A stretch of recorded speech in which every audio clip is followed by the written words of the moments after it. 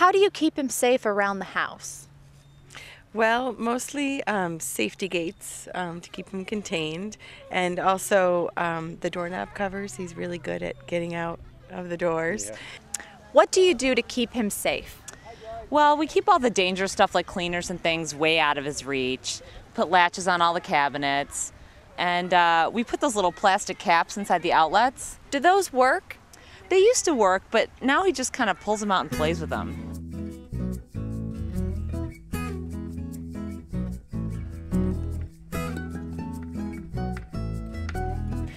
Did you know that on average, 7 children a day are injured by contact with electrical outlets? No, I had no idea. No. I can see how easily and quickly it can happen. Can you talk a little bit about your experience working here at the Burn Center? What we see in the Burn Center is that 90% of the patients we treat are burned in totally preventable, predictable events. We also see a fair number of children who touch an electrical outlet.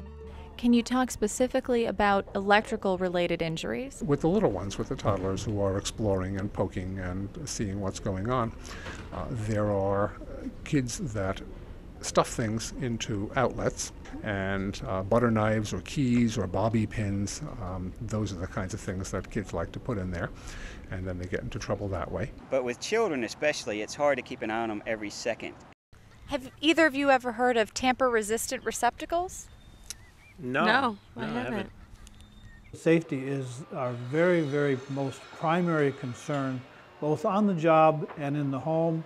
I think the tamper-resistant receptacles are a very good idea for the residential market, especially because of the added safety they provide for toddlers or young children. Well, where do I get them? They're available for all residential applications. All major manufacturers have them. Unfortunately, not everyone knows about them. Internal shutters prevent objects from being inserted, but the shutters release when you plug something in. We actually take, and give them the little blocks and say, let's put the round peg in the round hole and the square peg in the square hole, and so they learn from that. Well, unfortunately, sometimes they learn other things that they can put things into. Are you aware that tamper-resistant receptacles have been required in the 2008 National Electrical Code? I think that's one of the greatest things that can happen.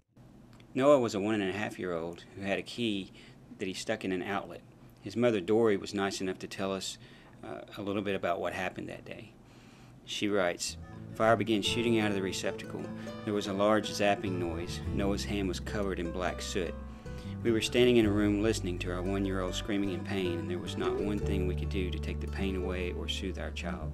Most times there are good parents who are concerned and appropriate and just never thought of it. And the classic, I took my eye off him for just a minute and there we are. The result was a 2nd-degree burn to his index finger, his middle finger, and his ring finger. After 3 months of treatment at the Burn Center at Arkansas Children's Hospital, Noah's fingers were healing nicely.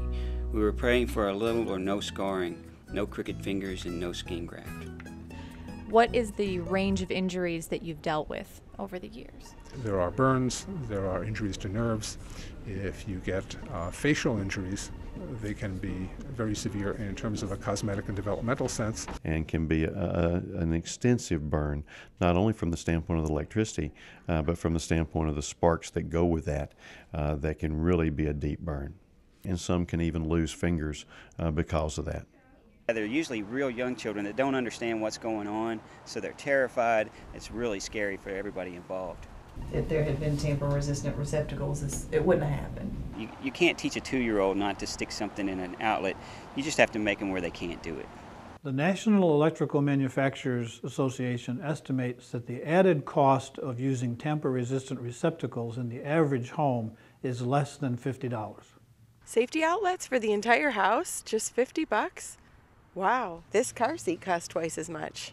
How do you feel about the idea of the NEC requiring tamper-resistant receptacles in new homes? It sounds like a marvelous idea. Hopefully it will put a dent in my business. And I think that if it just saves one instance where we don't lose a finger or a thumb, or even worse, where the electricity that comes out of that line causes a shock that goes to the heart that can actually stop that heart, then we've made a big difference, and I think that's so important.